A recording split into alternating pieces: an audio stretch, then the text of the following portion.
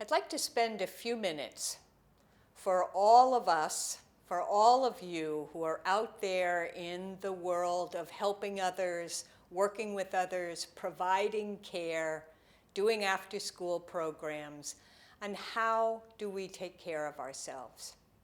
It's very clear that this field needs people like us, but it also can take something away from us unless we learn to take care of ourselves. So in this couple of minutes, I want you to just pay attention, relax, as we explore what self-care is all about. Now, I come from personal experience. When I first realized that I really needed to take care of myself, I was working full-time as a manager in an adolescent substance abuse agency.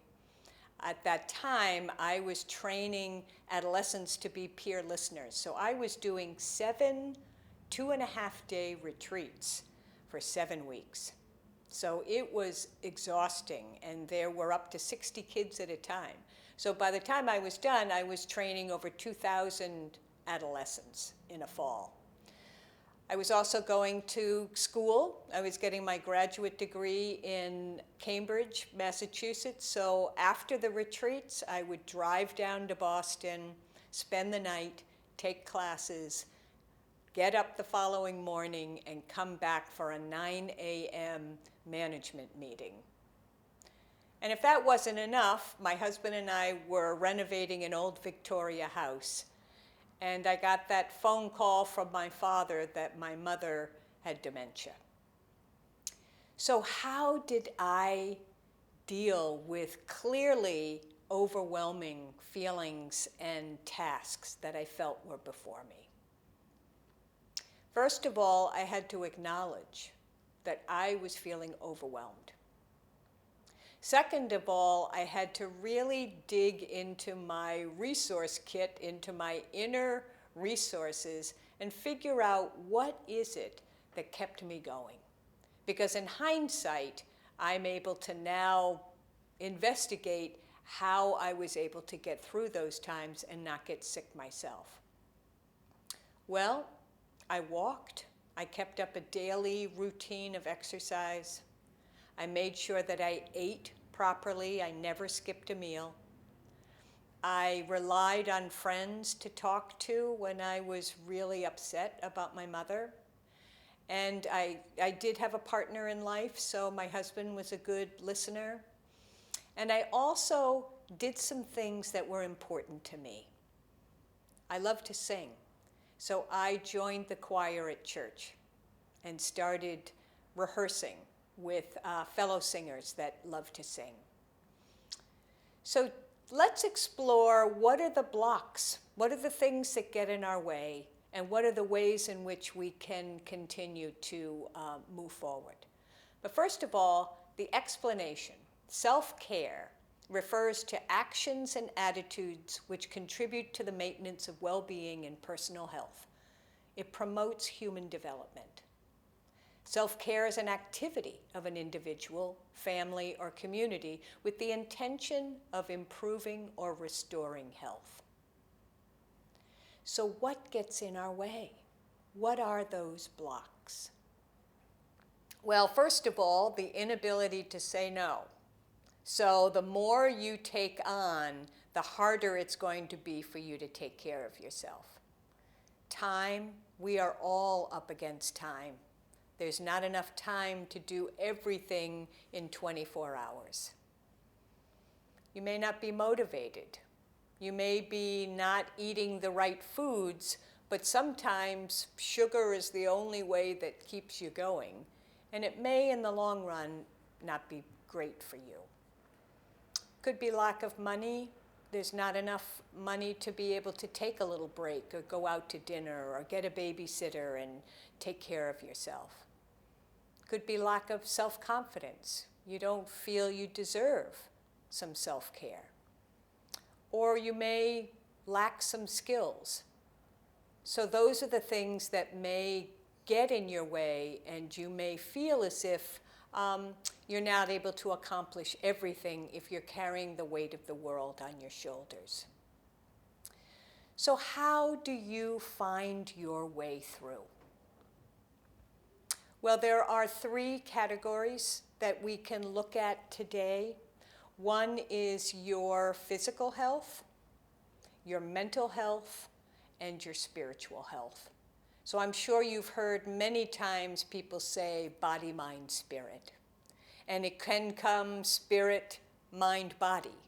Either way, you need to have a sprinkling of all 3 in order to be good to yourself. So when you think about the physical body, some of the things that I find easy, for some reason it's easy for me to exercise, it's easy for me to eat right. I'm just wired that way. But I do have friends that is their biggest struggle. They are always turning to sugar or caffeine or something to keep them going. So how do you find that balance?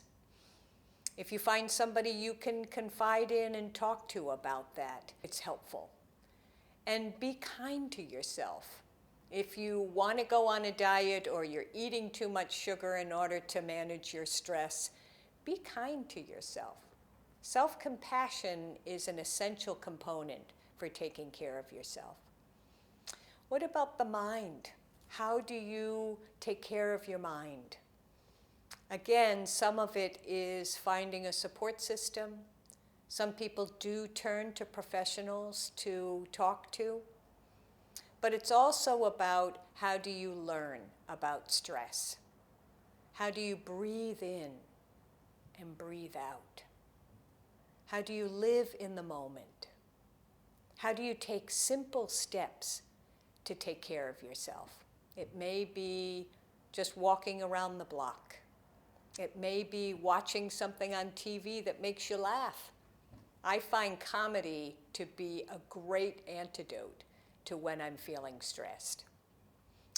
I've been watching The Office, I watch old Seinfeld, Lucille Ball, all of those old-time greats really knew how to make us laugh. And spiritual is something that's very personal to everyone. Some people have a church, some people find nature to be spiritual. Find a way in which you feel sustained and supported by that which is outside of yourself. And last but not least, I want to talk to you a little bit about sparks. Because if you are doing what you love, if you find a way in which you can be immersed in something that keeps you engaged and excited about life, it is an elixir for continuing to do good work. Now, a spark is a special quality, a skill, or an interest that lights you up. It's something you're absolutely passionate about. It can come from inside of us, and when we express it, it gives us joy and hope and energy. It's one of those things that if you ask somebody, what is it that you do that you lose track of time? That you just love to do it so much that you realize at the end of an hour that you haven't thought about anything except what you're doing. Now, sparks come in a variety of different ways. Some people say sports is their spark. Some people say the arts are their spark. Some people say going out into nature, rescuing dogs, knitting, going to visit a friend who's in the hospital, thinking about big causes and how to address them, writing, painting, dancing, finding a way to just put on some music in your house and make music and dance around the room. If you have kids, it's a great way to do it. Whenever my nieces and nephew would come, we would pull out all of my old t-shirts and hats. As you can see, I have a variety of hats. We would put them on, put some good old-fashioned music on, and dance around the living room floor. Sparks is a way for you to sustain your spiritual life. It's a way in which you can maintain good mental health. So my challenge to you is to find a place where you can really think. If you can isolate yourself for a little bit or just close your eyes for a few minutes and think about what is it that you absolutely love, where you lose track of time, where you could do it all day long. And see what shows up. See what arrives. And even if you can't do it every single day, my challenge for you for self-care is to find a way to begin to develop that, a way in which you begin to think about that. If it happens to be singing, you can sing in the car, you can sing in the shower. If it's dancing, as I said, you can do it around the apartment or the house. So it's not something you have to take a class on. It's something that you can do that brings love to yourself and to others. And I'll say it again because this is an important ingredient to self-care, is be kind to yourself. Be compassionate. Forgive yourself for the times that you don't feel that you're doing your best job. Take a moment and just take care of that part of you inside, that inside voice that prevents you from taking care of yourself. This is essential.